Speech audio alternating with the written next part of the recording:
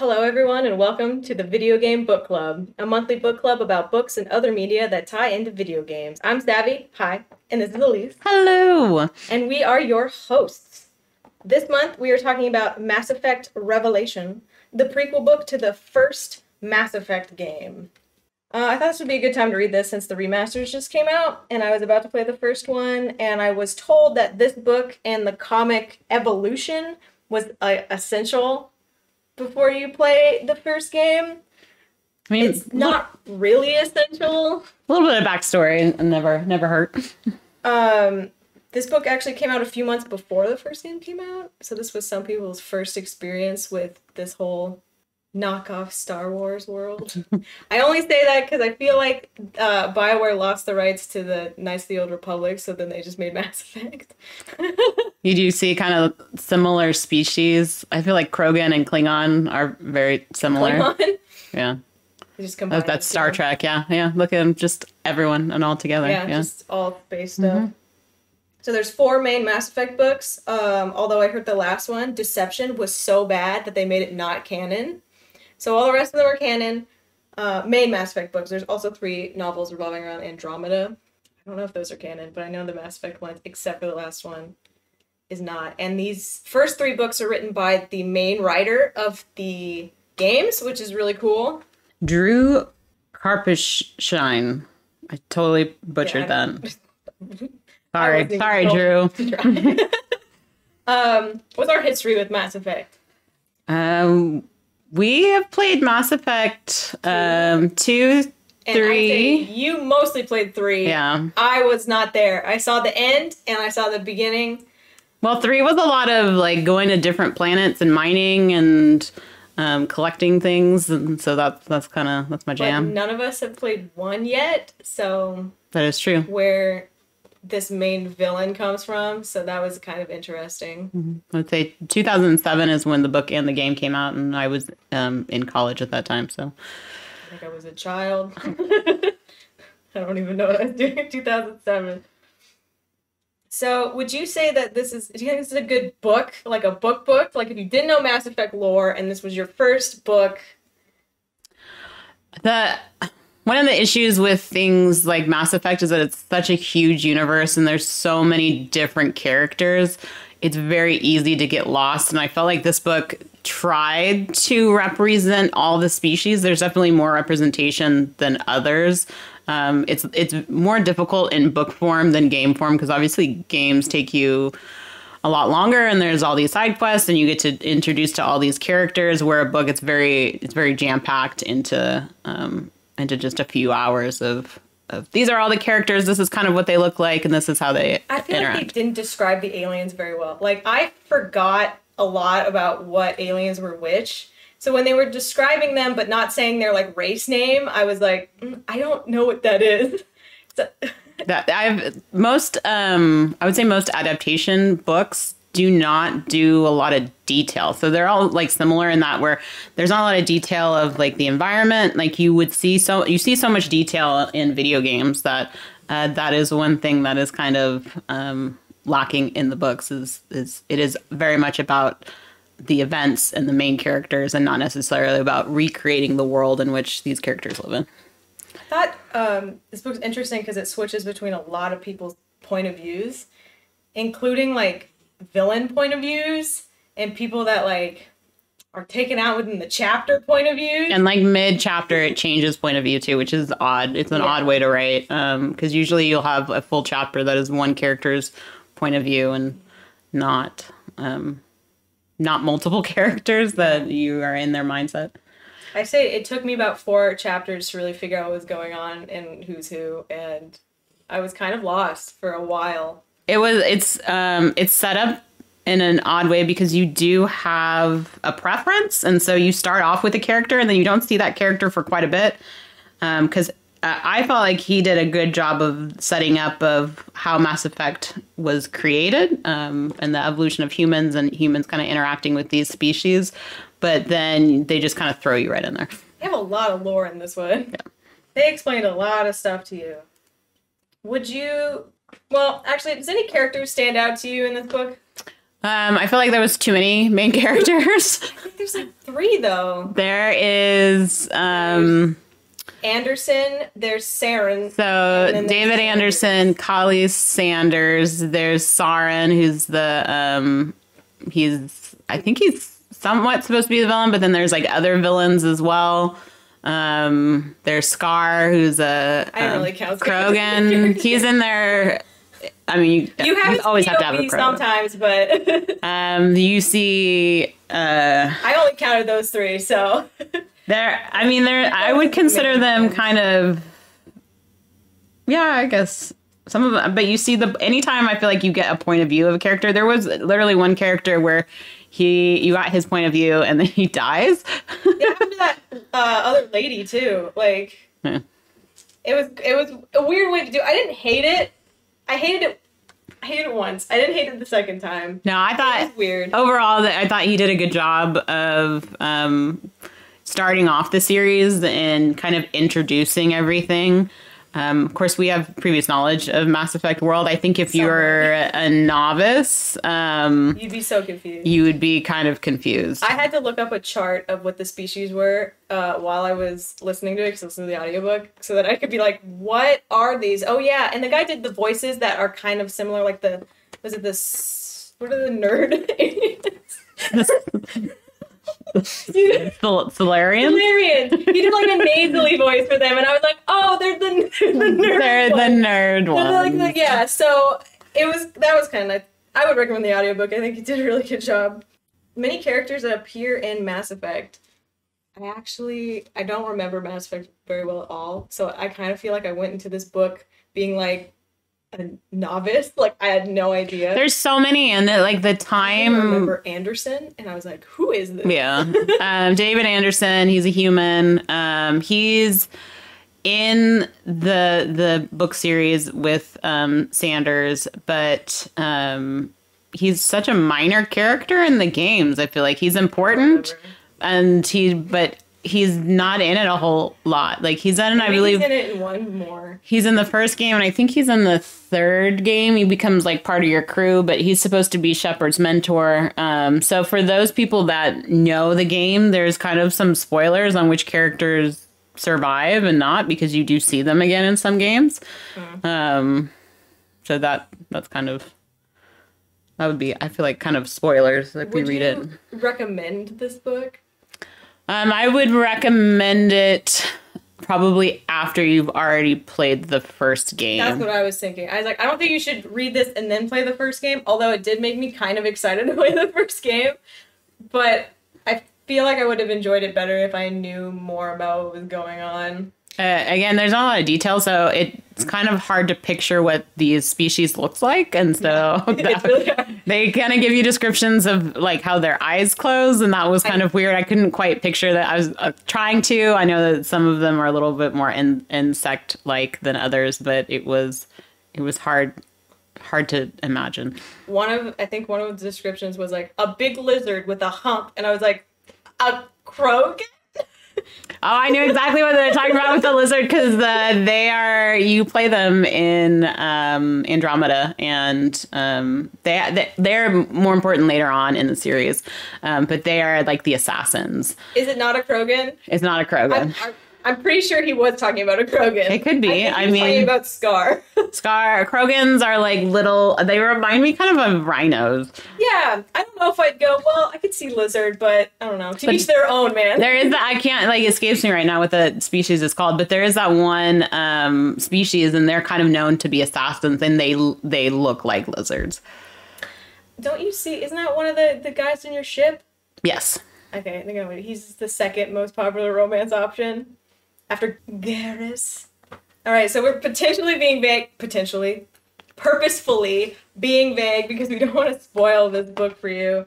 But we are going to go into a spoiler section where we're just going to ruin the entire story. So if you want to read this book, leave. If you don't want to read this book, but you want to know what happens in this book, welcome. Let's talk about it.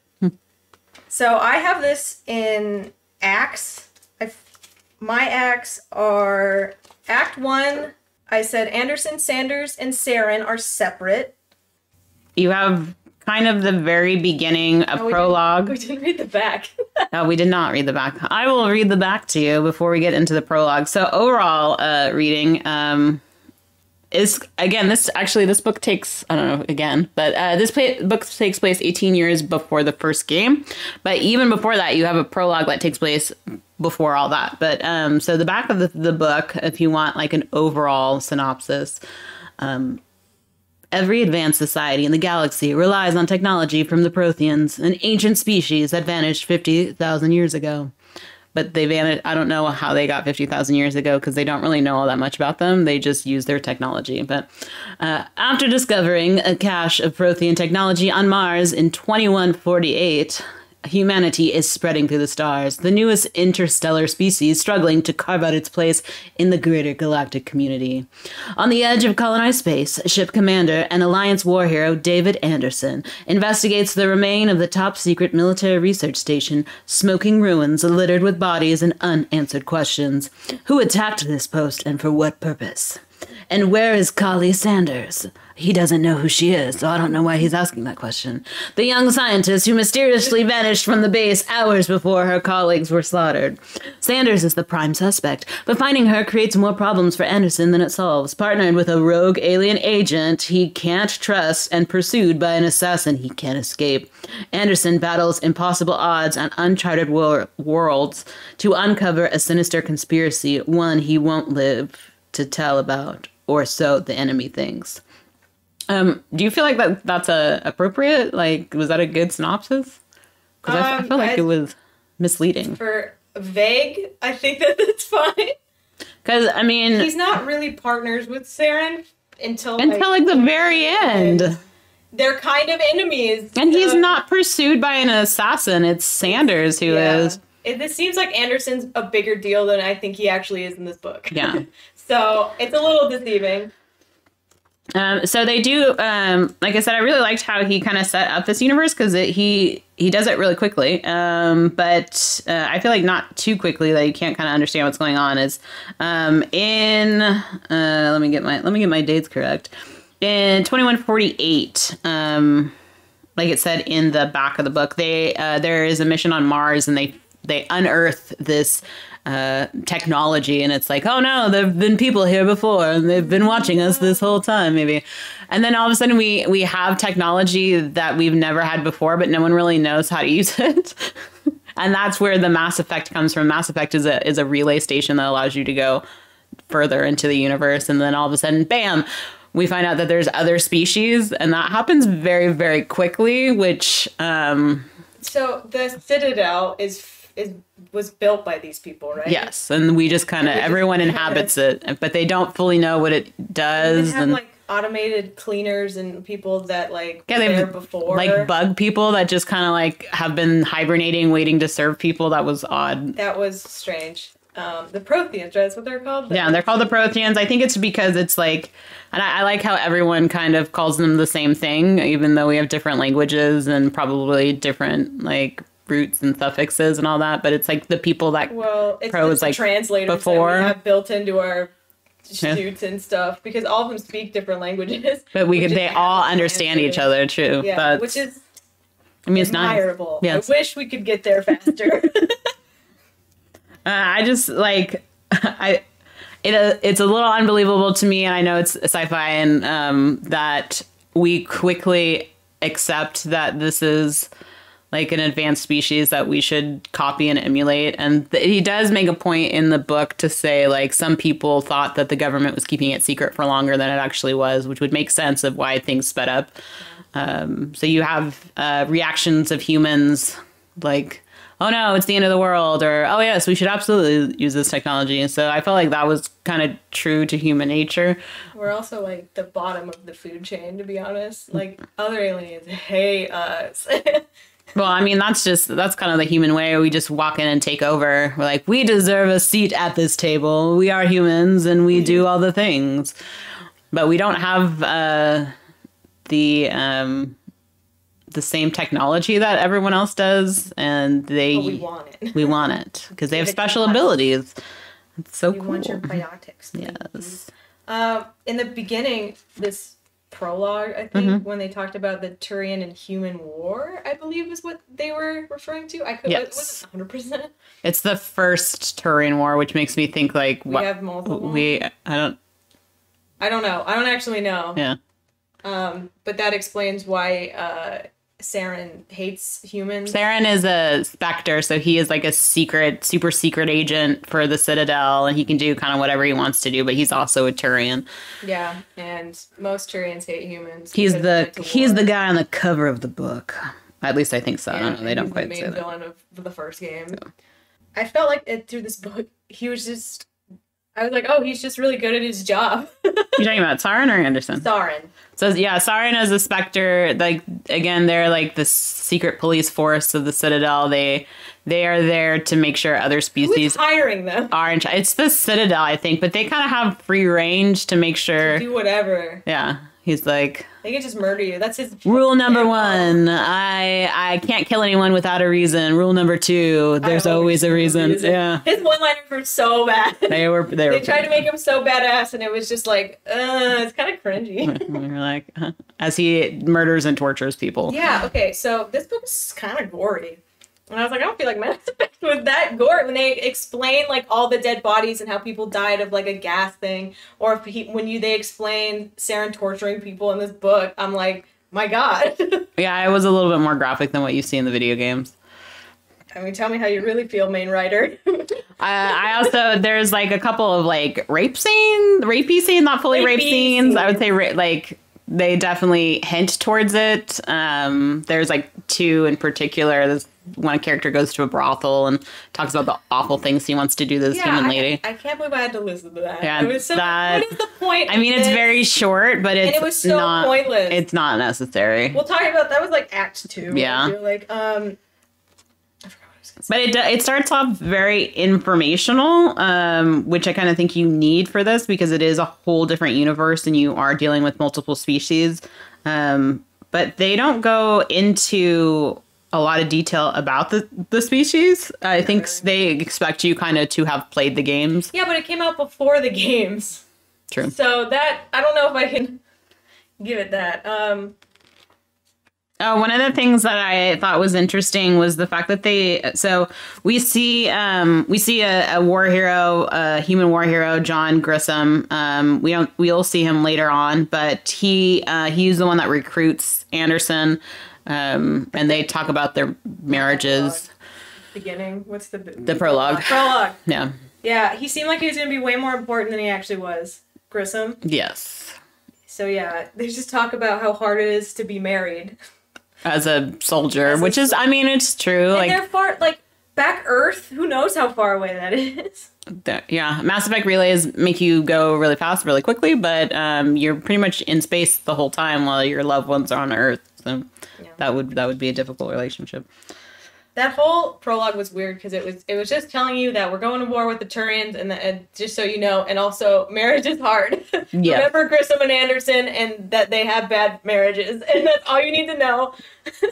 As background for it was not really necessary. No, they try. I mean, there's supposed to be this connection with the fact that Grissom's kind of like on the outs with his marriage, and he's trying to warn Anderson a little bit, and Anderson, of course, as being the young pup he is not going to listen. And, I mean, I think they weren't even married. Was it his fiance? Yeah, his fiance. And then you find out that they don't quite make it. Yeah, like Shocker. Chapter 1. It's like, I'm filing for divorce. Chapter 1. Well, it is 8 years later, so there is like 8 years in between the prologue and the book, and then of course we find out that David Anderson is our protagonist. I say him and Saren. I think Cher.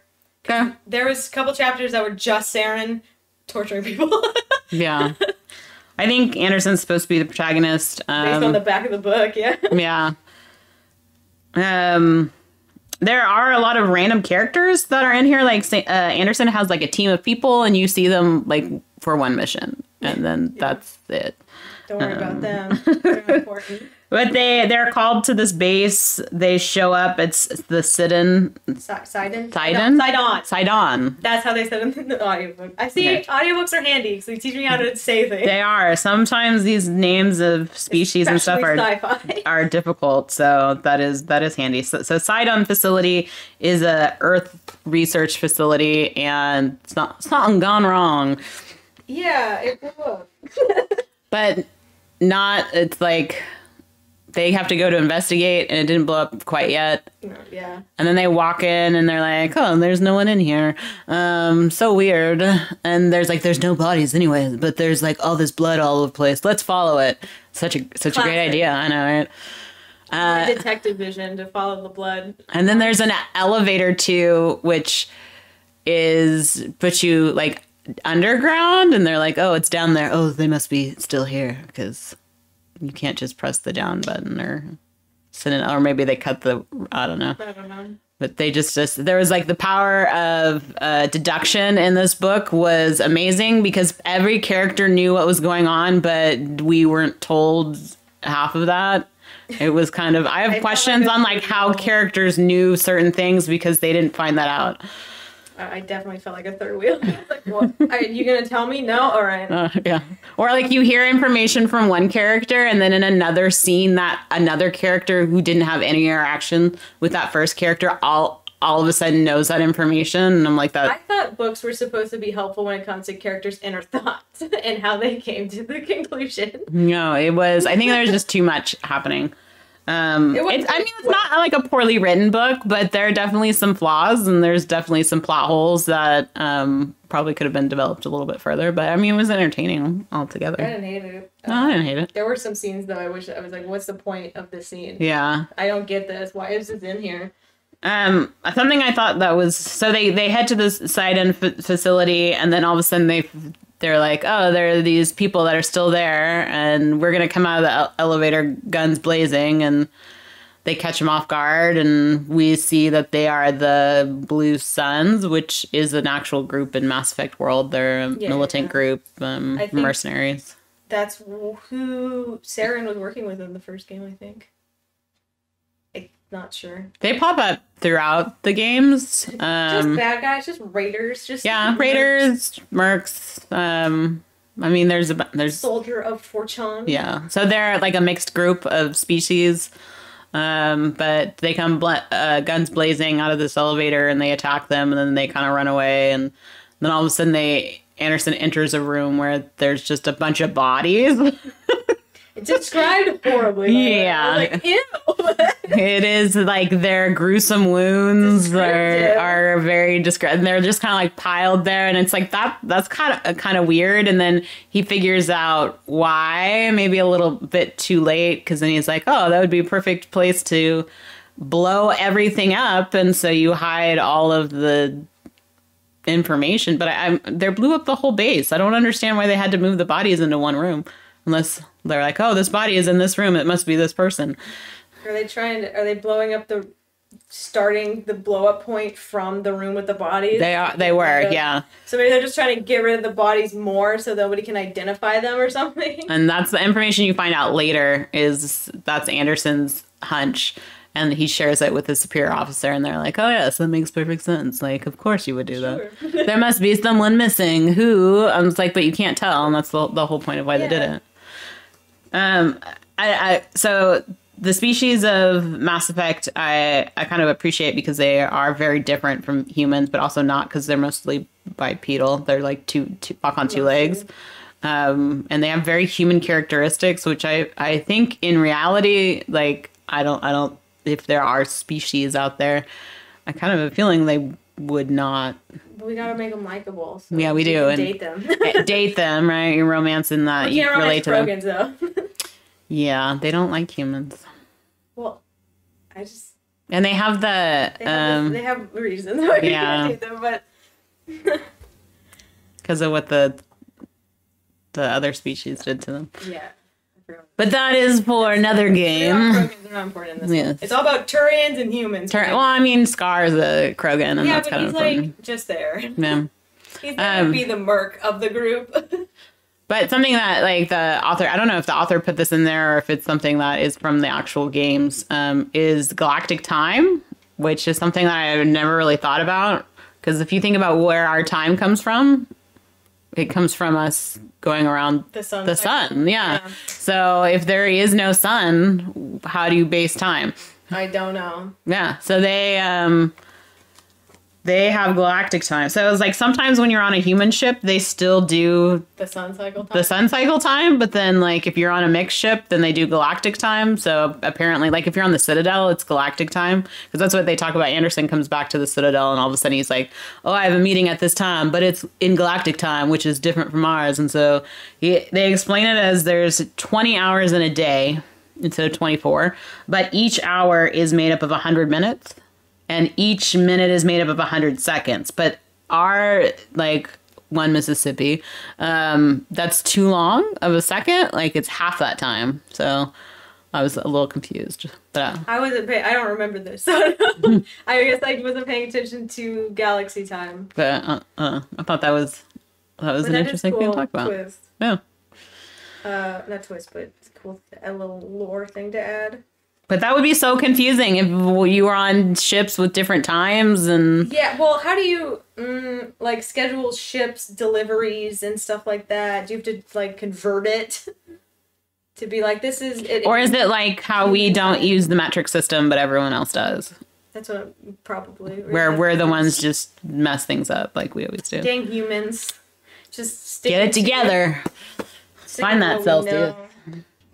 So... Yeah, that base blew up, and for some reason we know Sanders, Collie Sanders is the only one who made it out of there alive, and people think it's her fault. It's, yes, it's understandable. She's the only one who made it out alive. And she, like, recorded herself leaving, and then you find out the reason why she left is because she's going to narc on her boss because he's doing something he's not supposed to. Yeah. So I'm like, why would you, like, you're going to give information that could put your life in peril, but you like log that you're leaving. She's a special breed. But also, this is total spoilers because this happens at the end of the book. That her boss, who she's telling on because he's doing things that are against galactic law. Yes. The reason why he has the base destroyed is because she leaves. But she leaves like right before the base is destroyed. So I was like, no, I that she was gonna go. Other than that, he's like really quick on the draw. Yeah, because there's the mercenary team that comes. The Blue Suns come and destroy the base. So maybe it's just waiting for it. Waiting for her to log out. But that was the other thing that it was total leap of faith of, oh, it's Sanders. She must be the person. But then the humans, because Sanders is a human, so they don't, but so is everyone else on the base. Mm-hmm. They're like, oh, it's not, I don't think it's really her. It's got to be the doctor guy that's in charge. But isn't he supposed to be dead? And then, but they're like, we still think he is. For a while, but then, he was the big bad, really, of this book. So the whole thing with Sanders' dad being Grissom was weird. Oh, so they so Anderson. Oh, I said Anders. Anderson is tasked with finding Sanders to find out like what was actually going on, but they already knew what was going on because they're like, oh, it's a secret base because they're doing stuff with artificial intelligence, which is illegal. But he didn't know it was AI specifically. I thought she knew. She knew, but he didn't know. Yeah. He was just like, I know they're doing something secret and probably illegal, but yeah, which hints at AI. And so he has to track her down, and then so when he tracks her down, he finds out that his old commanding officer, John Grissom, which that just seems like he's like, you may not remember me.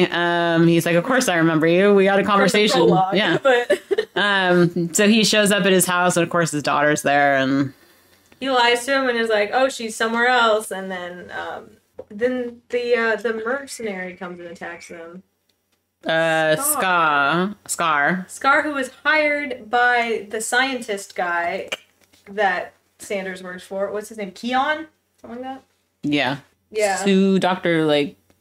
He's like, blowing up my base didn't work, so I guess I have to send in a Krogan to take her out. But then... Not really. Yeah. They just want to kidnap her to have her work on... There's an artifact that you find out the artifact at the end is actually the artifact from the first game, which is a ship. Sovereign. Yeah. Which they talk about this artifact the whole time, and I honestly thought it was like a tiny tablet or something, and they're like, oh, it's too big to move, and I'm like, oh, okay. It's a giant ship, and that makes sense, but there is somebody else that's helping the doctor. He is a Bataran? I don't know. Yeah, Bataran. Which I still don't know what those people look like. I feel like I didn't get a good description of them, although there are quite a few of them in... I don't remember them being a species in Mass Effect. I mean, I'm sure that they're maybe. I don't know. We're using our magic answer box. Oh, they're the ones that have the multiple eyes and the multiple noses. Or nostrils, I should say. They have really one nose. And I haven't seen a lot of these, but I think I've seen them before. Yeah. So they are not one of the main species in... They're not on the council, I'm pretty sure, right? No, they're not, because the humans are encroaching on their, like, the territory that they are trying to mine, and because us humans, we want a seat at the table, and we need to have more weapons, and we want to be involved, guys. Give us your fancy stuff. We don't even have a seat at the Citadel. Like, we're not on the council. So yeah. Sanders on the run. Anderson's looking for her. She went to her dad. Anderson found out that the dad very easily. And went to the dad's place, and they are together. They get attacked by Scar, and Anderson comes back in a heroic moment and was like, "I knew you lied to me."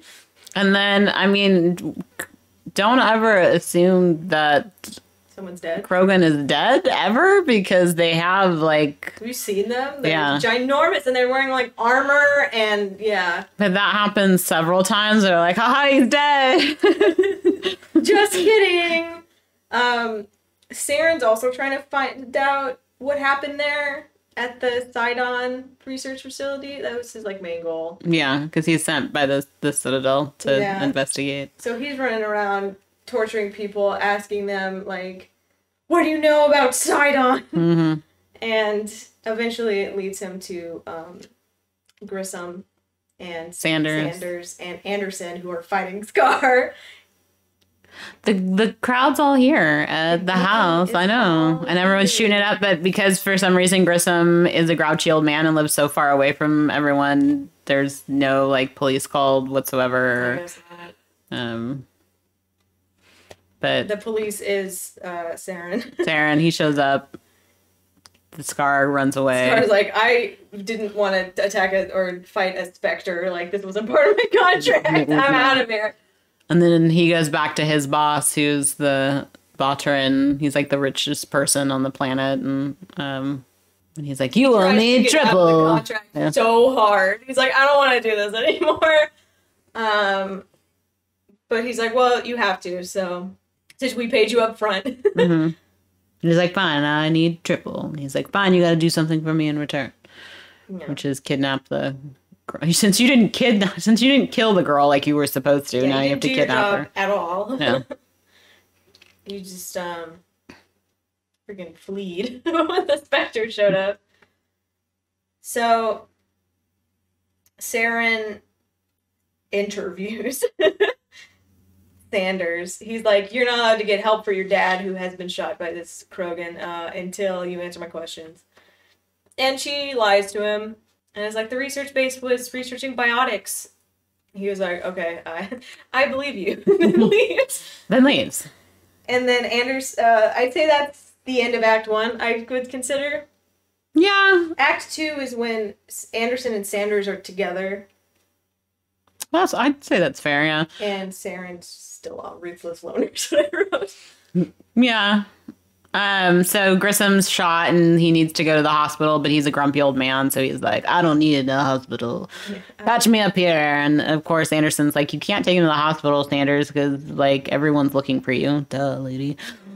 And so she's like, "Fine." Act 1 was where that dumb scene happened where Saren like tortured a dude at a sex place. Oh, one of the Blue Suns, he got a bunch of money from blowing up Sidon's base, and so he's like, I need to feel important, so I'm going to go to this high-end brothel and chout around, even though everyone here looks at me in disgust, and that makes me so angry that I want to beat up this poor human prostitute. Yeah, to make myself feel better. Yeah, it was just like not necessary at all, and it was disturbing to listen to, and I was like, what's the point of this? And it ended up being absolutely nothing, because Saren comes in and is like, I'm here to just torture you, and they'll be happy. Tell me the information. And he literally tells him it like before he even starts torturing him. Yes. And then he continues to torture him. And there's like no information. This guy has like nothing. No, he's like, Scar, you have to talk to Scar. And that's why he's following Scar, and that's how he finds Sanders. But it was not necessary. It was very out of character for the series. I think the only point was to show you like what an a-hole Saren is. The guy who was torturing was like more of an a-hole. Yeah. So I didn't feel, it was just, I had to listen to this guy be like racist and sexist and horrible, and then Saren comes in and tortures him, so I have to listen to a like gory torture sequence.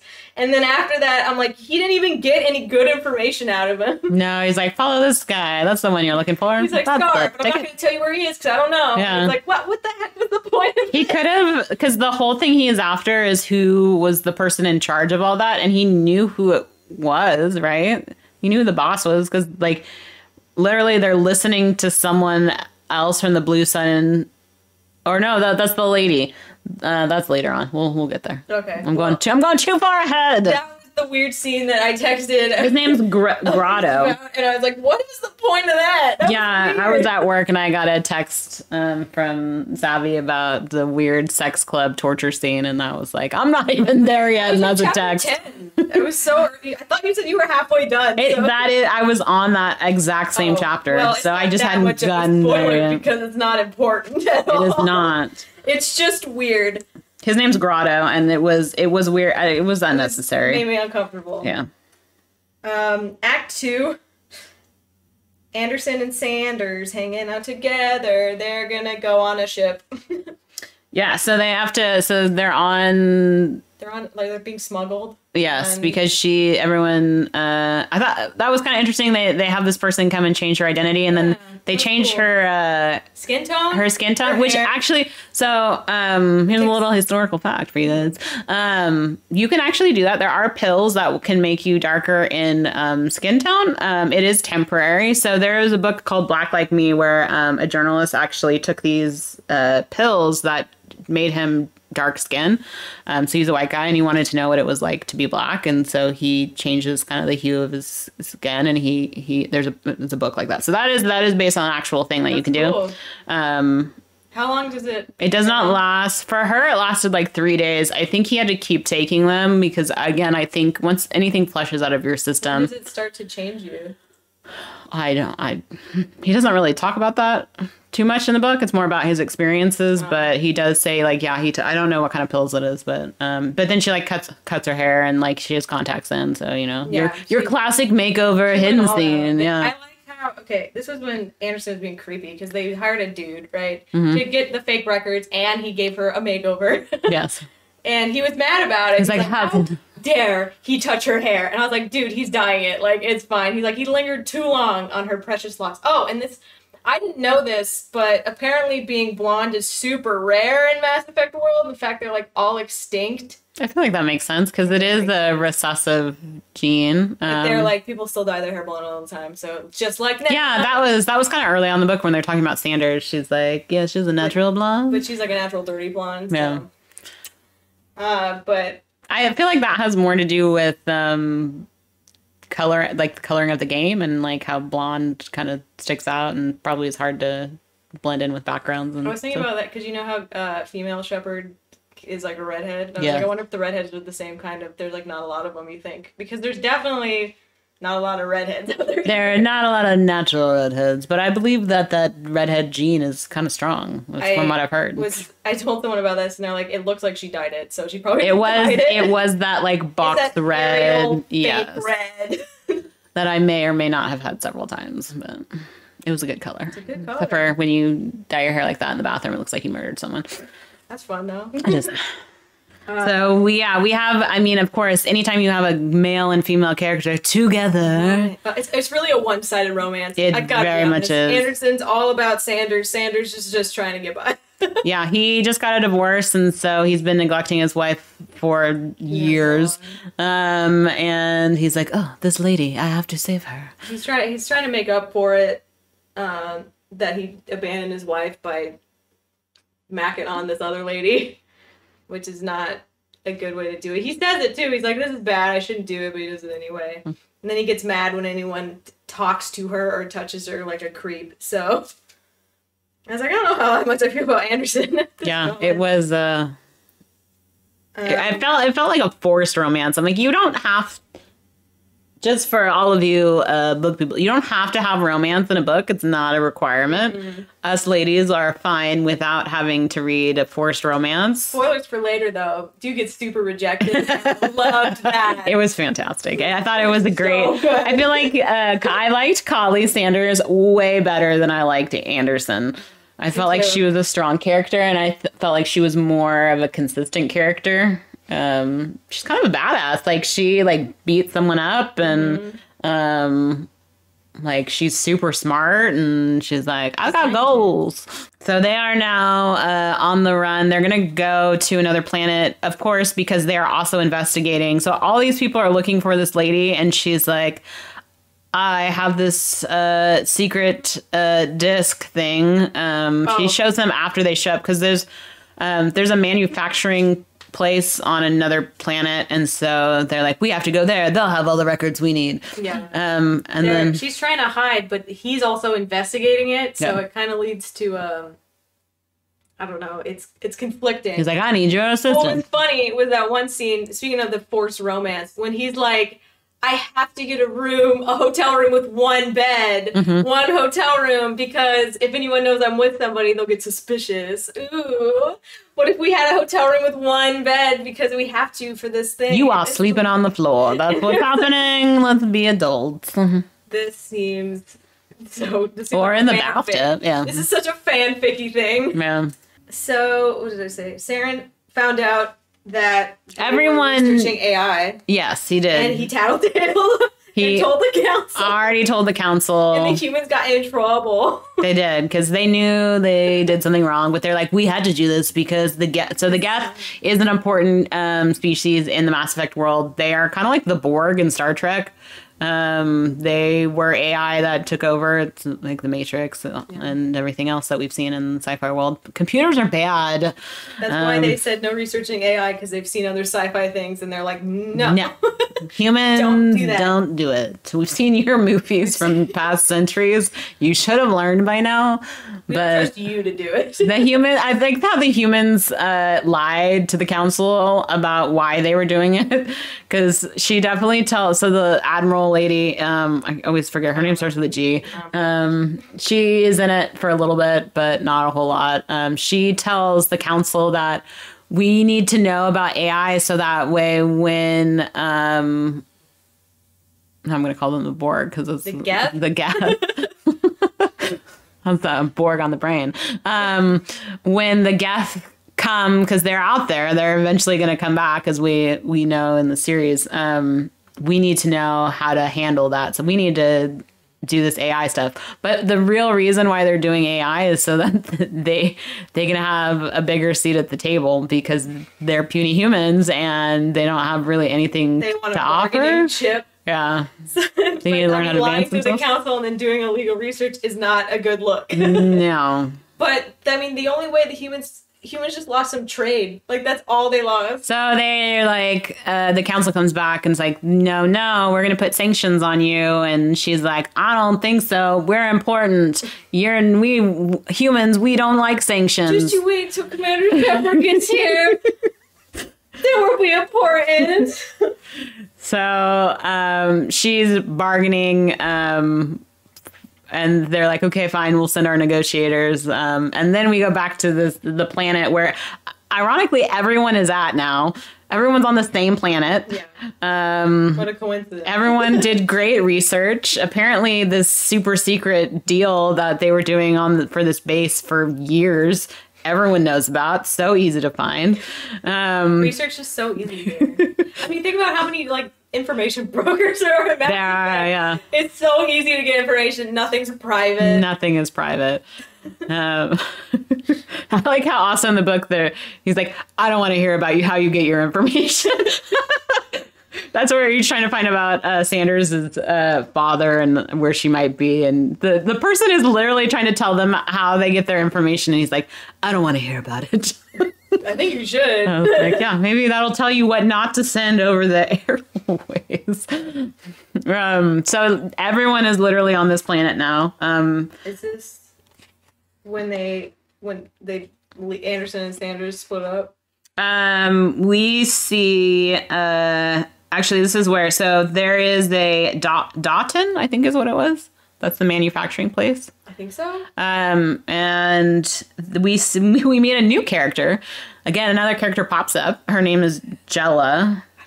I don't know who this is. I didn't write her. She is the informant in the Dawton manufacturing. So she is giving the Blue Suns their information. Oh, she's the one who dies? She will die eventually. Another one of those characters that they introduced to open up the factory and then just... Yeah, so Grotto and Jella, I think her name's Jella. It's Jella. Like Jella? I think it was Jella. I don't know. I like Holla better if we did the soft J. Hello. Hello. J-Lo. Is she Botran or is she human? They don't... She's a human, but that might just be my biased human brain being like, a scumbag, human. She's on the Botran planet, but she's working for this company. But the Botran she worked with in the same office, right? Yeah. So I don't really know what species she is, but she takes a bunch of money and she's like, "Oh, this is weird. In the middle of the day, I'm turning off this security camera and opening this door." I feel underappreciated in my job, so I do shady stuff on the side. Yeah, that literally is what it said. Yeah. She's like, "I'm too smart for this job, and so I'm gonna." No one respects me. I just run accounting or something. Yeah. So she jams a screwdriver into the camera and sparks. It scares her. She's like, "Ooh, I didn't expect that." So what happens when you stick a screwdriver in a battery? So she's obviously not that smart, but she's like, it's weird. It's in the middle of the day. I guess someone's trying to sneak in. Then she goes to the bathroom. She gets sick, so she feels bad. Yeah. She goes back to her office and she's like, I feel like I did a bad thing and I'm feeling sick. I'm gonna go vomit in the bathroom. But she's in there for 10 minutes, and while she's in there, the Blue Suns come in and murder everyone. Mm-hmm. And then she hears the shots, and so she hides in the air vent, which was very clever of her, because they literally come into the bathroom and shoot it up. So she's up in the ceiling and she's like, "Oh, I'm safe. I'm safe." And that's when the other rapey scene happened. Yeah, they come in the bathroom and they're like, "Oh, I hope I find a lady in here because have some fun with them." Yeah, and that's where weirdly they tell the name of the boss because they're like, "Oh, Scar won't like that," and he's like, he's not paying our bills. It's this guy, Eden, I think is what his name is, and she's like, "I know who he is because he's the richest man and everyone knows who he is." So she now has the information that everyone is looking for. And so they plan a bomb and she's like, "Oh no, a bomb." And I thought she was going to live because the way they talked about her for a whole chapter. I mean, she did. She makes it out of the building, sort of. She lost some limbs and she's in the hospital. And then our friend Saren shows up. Saren comes to torture. He needs some information, but he just doesn't she literally tells him, again, it's the same thing with Grotto. He gets the information right off the bat, and he brings her out of the coma because she's burnt all of her body, and so he has a syringe that will put her back in a coma so she can be peaceful and try to heal. But he's an a-hole, and he lets her die while he's contemplating what he wants to do next, and then he puts the needle in and is just like, "Oh, she was too late. My bad." Yeah, poor Jella. It seems like when people tell him stuff, he just like doesn't believe them until he like fully just abuses them. And Until they're dead, and then he's like, "Oh, I guess there's nothing else." I'm excited to kill him in the first game. That'll be fun. Yeah, and that's where he runs into Saren. Runs into Anderson at this burnt down manufacturing place. And oh yeah, and Anderson has to pretend like Sanders isn't with him, right? Yeah. She's like at the car still, and he like tests Anderson, and I guess Anderson doesn't flinch. So, but then isn't that where Saren tells him like he knows the AI thing? Yeah, he's like, she's lying to you about stuff. Be suspicious of her, and then he leaves. And then she is lying to him, and he finds out, and he's so hurt that she would lie to him. I'm like, you guys just met? She obviously was working in a secret government facility. I mean, that's what basically she said to him. Yeah. She's like, dude. She's like, I didn't know who you were. You just showed up at my dad's house. Like, yeah, looking for me. Mm-hmm. Yeah. She's like, I could tell he's still hurt. I'm like, I don't know why he's hurt, because literally it was sent to find her to turn her into the council. Mm-hmm. And then she's got a special disc of information, and that's what they give to the council. And then we have to go through council stuff. What did you think of the council? I kind of zoned most of it out. It was weird, like the first time that she met them, they said they were holograms, but then she goes to the council and they're like, actually they're on like podiums. And so it's like each one of the species, because the Assyrians were there first. Mm-hmm. And so they kind of have the biggest clout, and they're kind of the smartest people. And then the Turians are there, and the Krogan are not part of the council. I think they want to be like later in the game, though. Like that was one of the things that they pushed on in the games, not necessarily. They want a seat at the table, though. I think that was Andromeda, but what's Andromeda? It's super late in the game. That's super late. I know. Yeah, the council, like everyone's testing each other, and you can kind of fix the genophage, is what it was called. Yeah. In 3? Yeah, I think it's 3, because you have the Saren. Or you could not fix the genophage and do something. I don't remember. That means all the Krogans would die out. Don't do that. That's genocide. It's a little rude. Mm-hmm. Yeah, all I have on my notes are the humans are in trouble for doing stuff, and we lost some trade, and Dr. Keon we found out is the traitor. Yep.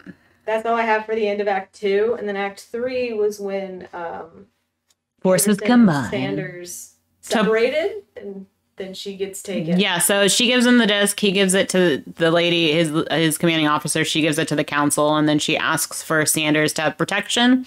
But they're still on that planet, and so she's like, we need to bring her back. And we also want you to buddy cop movie our guy with your guy. Yeah. Because we want to be part of the Spectres, too. We want to play. And so... Anderson wanted to be a Spectre. Anderson didn't really have a choice. It was like his commanding officer who was like, we want you to try him out so that we can have... a spot on the council? No, on the Spectres, because there's no human Spectres. And so that's actually what leads to Commander Shepard as the first human Spectre. And that, of course, is the first game. But... they're like, do you realize how long it takes people to become Spectres? And she's like, I don't care. So that's kind of the deal that's made behind Anderson. And Anderson, being the good soldier, just kind of follows along, even though he doesn't trust Saren, and nor should he. And he's like, hey, we're teammates now. And they meet at a bar. And Saren's late. Yeah, because, well, he's waiting at this bar because he's totally given up on Sanders. He's like, oh, she's going home. So he like leaves her behind, and a ship's supposed to come pick her up. And so they're taking her to the ship, and surprise, surprise, the Scar and other people on the planet know that she's there. So they kidnap her. They kill everyone, and including the ship, like the ship shooting at them. But of course that means their shields have to be down. So then he shoots at them, and he destroys the whole ship, and then they take Sanders. And come to find out, it's Saren who who ratted them out because he wanted to get to Keon. It was a trap for Scar, so that Scar would take him back. That's why he was late to the bar meeting. Yeah. Because he was too busy tattling again to get information. And so they go to the place where, again, we meet, everyone comes back together again. And he's like, Anderson's like, oh, Sanders is an innocent person in all this. Give me 30 minutes to go find her, and then you can go kill anyone you want. Yeah, and he's begrudgingly agreed to find whatever. But he doesn't really let him do it. He gives him like 15 minutes. He's supposed to give him 30 minutes, and he's like, oh, that's enough time. And he goes in and like Saren does. So it's like, it was the interesting thing because you see like Anderson, and then it cuts to Saren, and then you get Anderson again and Saren. And Saren just obliterating everyone, and Anderson just trying to. Yeah, Anderson is trying to like sneak. So it's literally like in games when you have to have those sneak missions. Like that's the Anderson role. We were playing a multiplayer game, and one person wanted to sneak, and the other one didn't. Yeah. And now it's just chaos. Like Anderson puts on like work overalls so that way he blends in, and Saren's like, whatever, dude. I'm a Spectre. I'm just shooting anyone who's looking at me twice. He like blows stuff up, and which ended up helping Anderson out. So, Saren's going after the doctor and the Botterin, has all the money, and he's the one that's funding everything. And Saren has that point at the end where he's talking to the doctor and the guy, and they're trying to tempt him. Not very well. No, they know that they're probably both going to die, and so he's like, choose me, I can help you make all this money with this thing. And the doctor's like, no, choose me, I have all the information. And so he just killed him. He kills the doctor. Do you think that he killed the other guy? Because it doesn't say. I don't know. I would think he would based on who he is, but maybe. I don't know. Maybe there's something in the first game. I don't know. Maybe. Yeah, because he says, like, he tells Anderson that he killed them both. And he has the information from the doctor, but you don't see him kill the second guy. But Anderson does end up saving Sanders. And they kill Scar. Yeah. Again, he goes in there, guns a-blazing, and shoots Scar a bunch of times. And she's trapped in a closet, and... Yeah. He could just blow the door open, but no, that may hurt her, so he's got to go rummage for keys, which again is weird. That sounds this part sounded the most game out of all of the whole book. Like I could see this being a mission that you have to do. And then surprise, surprise, Scar's not dead. Again, like lessons learned, dude.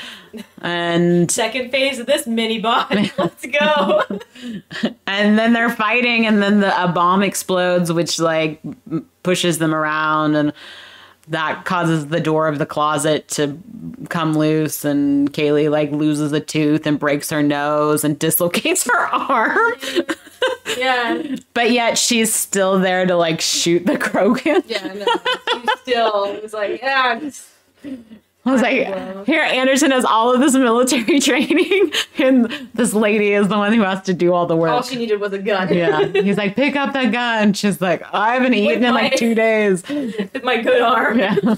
And then he's like, sorry about this, and then walks up to her and just pops her arm back. Yeah, she dislocated her arm, so. And she's like, sorry about, oh my God. Yeah, that's kind of how you have to do it though. So. Yeah. It's like when you do the 1, 2, 3, but then pull it on 2. By surprise. Mm-hmm. And then, so they see Saren, and he looks disappointed that they made it out. And I like how Anderson's like, I'm not going to say anything, but he looked mad that we were here. Mm-hmm. But he did kind of wait. He did kind of, like, he could have, like, driven off without them, but he's like, get in. And then we have the... It's not like I care or anything. Yeah. We have the end scene where, of course, they have to meet their superiors again, and Anderson failed at his mission and is not get to become a Spectre because he went after the girl instead of doing the actual mission. And then he like forcefully kisses her. He tries to. I don't think he actually gets to it. I think he, and then she like pushes it. Brush. Yeah. And then she was like, yeah, no. She's like, no. I'm going to go be a researcher somewhere else now. Yeah. They gave me a job offer, and you... And jobs before hoes, you know what I mean? She's like, we'll never see each other. He's like, well, where are you stationed? She's like, that's classified. Yeah. It'll be just like your marriage previously, and it'll fail, so. You're obviously not good at keeping in touch or caring about your wives, so you're all about the military. I don't want any part of this. And that is when I learned to respect Sanders. And then, of course, we hear also that, like, Saren threw him under the bus and said everything was his fault because... Yeah, he sabotaged his ability to become a Spectre, which I'm sure Anderson was okay with, to be honest. He seemed like he didn't really I don't think he's quite Spectre material. And then Sanders has the information, and he doesn't need anyone to read the information. He's looking at it on his ship, and that's where that's where you see the tie-in with the first game. With the Sovereign and... Yeah, then they had the whole thing where Saren was talking about, like, oh, I wanted to learn more about the Sovereign and the Geth, and it was all like it wasn't just doing my job, I just wanted to learn more. Yeah, he's going rogue. He's going rogue. He's getting possessed by the Geth, or something like that. I think is how it goes in the first game. Well, so the artifact, which is the ship, we see... influences the Doctor and kind of makes him a little crazy. And then he says it influences the other guy as well, but that he doesn't see it as much. So he's like, I have to be careful not to spend too much time there. Why the Doctor went weird. And why people think that Shepard had those visions in 3. That kid or whatever. Yeah. And that's the book. That's the book. That's the end. They say I've seen a lot of reviews that are like, it's like a DLC in your mind. This isn't feel like it's a game. I mean, some points did. Like, you can definitely see like certain side quests, but no, it would not. I don't think it would be a successful. Would you play as Anderson if you had to? I would hope you could play as Sanders because she's. Yeah. Because we always like the chance to play as the ladies in the video games. I can't relate if I'm a dude. I just am not. So overall, I gave it on Goodreads a 3-star. 3 out of 5. Mm-hmm. So you liked it? I liked it, but like I wouldn't recommend it. I thought that I liked the beginning. I liked the setup, and then I thought that there was just way too many characters, and they went back and forth too quickly, and that was the thing that I know why he did it as an author, to have certain characters bring up information and then the next character already know it. But that is cheating. It's cheating. It is a short, because literally you have Saren says it and then all of a sudden Sanders knows it. And I mean, I could kind of see it, but we need to be taken in that direction with the characters. Maybe as cut well. That weird sex torture scene. Yeah. More of the. Let's not have rapey scenes, please. It was weird. It didn't need to be in there. It absolutely did not need to be there. What'd you give it on Goodreads? I just finished it today, so I have not done my full review. I probably give it a 3. Mm-hmm. I think if you're a fan of Mass Effect, I think you'd really appreciate it. But I think if you're new to Mass Effect, you should play the games first before you read it. I think it's like added fun. You know, sometimes you like to live in the universes after the games. Yeah. So I think it's fun to kind of revisit characters and situations, but I don't think it's meant for people who like. It's only if you finish the first game. I feel like that's a better way to go like a back and then. Yeah. So you get the story before the story afterwards. I think that's a better way to do it. Again, I thought I like Sanders better as a character than Anderson. Sanders is actually in one of the games. Yeah, she's in Mass Effect 3. Because I saw her picture on the wiki. Yes, and yeah. So actually, both Anders and Sanders are in Mass Effect 3. Anders and Sanders. Anderson. I'll get there eventually. David, who she calls him, and like he's like, only my wife called me that. Call me by my first name. Yeah, at first when she said David, I was confused because literally they only say David in the prologue, and then you don't get David afterwards. No, you don't. And then she says David. I was like, who is she talking to? Oh, Anderson. Yeah, that was a little weird, but I mean it's meant to be informal, and I get it, but yeah. So, who would you say is the villain of the game? Or the villain of the game, the villain of the book? This book, it's the Doctor. It's Keon. More than his Botran counterpart? because he's the one that sends the people to destroy the base, even though it was on Dr. Kian's I just feel like word. he was like the mastermind, and the guy with the money was like the second, and like if like hierarchy. He was the one that sent Scar to kill Kali first, and then Well, because I don't think that Doctor actually wanted to kill her. he didn't, because he needs her to help with his research. But So, Scar was originally to kill her, and then he was sent the second time to kidnap her. So I think it would have been better if there were less characters. I know that you're trying to introduce as many species as possible, especially in the first book, to the world, but they definitely didn't. And I don't need to hear the story from everyone's point of view. It was weird to switch. I don't know how I felt about. Okay, so I didn't like the point of view, obviously, of the sex dungeon scene where it was the guy, but I didn't mind the one that was the point of view of the lady who was opening up the door to let the mass shooters come in. Because I thought that I wonder what they're gonna do. An interesting way to do that scene, because there's not any main characters that are really in that section. But you can do it like later. Third person. Same thing with the council. Like, I don't need it through the point of view of his superior officer. I mean, I could just be like a fly on the wall, and it could be third person. That's true. Also, that scene was very unnecessary. I mean, if you cut that whole part of her letting people in and then them blowing the place up and then saying the rapey line and then leaving. Yeah. You could have just had Saren show up and be like, this was the lone survivor. And this was the lone survivor. She's like, I heard them say their name. I kind of wanted to set up the lone survivor. It seems like they wanted to set up every person that Saren was going to torture. Mm-hmm. And I didn't think that was very necessary. I also, so like the two people that he tortures, they did something wrong. And so that's kind of going into Saren's like psychology, where he is a specter. So he is supposed to punish those who break the law. I mean, technically, yes, they both broke the law. Mm-hmm. But I mean, to do it in such a gruesome way is. Yeah. I don't know if you're supposed to feel like okay with him torturing these people because they're bad people. But I mean. Well, the line where, like, you know, his dead line, his classic zinger of a... I forgot the line. Do you remember what it was? Do you write it down? No, I didn't. I can find it, though. You're, like, saving this for later. Saving this. I know exactly what you're talking about, though, because... You used it, like, 3 times. It was awful, and it was... I think it was, like, italicized even, too, because you're just, like... Oh, I didn't know that. I don't know. I don't think I can find it fast enough. We said it already once in this. We did. It was like, I always find a way to... Oh, I won't kill someone without a reason, but I can... Oh, I always find a reason. I always find a reason. Yeah. And I don't even know what I was talking about. About whether or not he's... Like, the fact that they're bad people. Oh, yeah.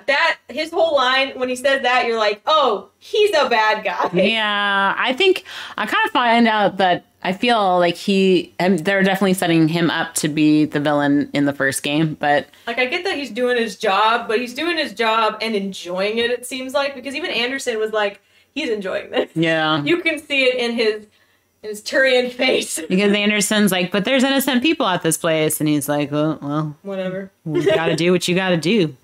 So yeah, they definitely were setting him up as the next villain. They were, yeah. Maybe he was already influenced by the... Probably. Or maybe he was just a dick the whole time. Who knows? Yeah. Who knows? All right, well, we hope you enjoyed this talk of Mass Effect Revelation. Sabi, what are we reading next? Next, we're reading Uncharted, The Fourth Labyrinth. The Fourth Labyrinth. What happened to the other labyrinth? That's part of the book. It is? You're just going to have to wait and see. Yeah. Right. And this one's not an audiobook, so I can't believe you did this to me. Because I love Uncharted. Why?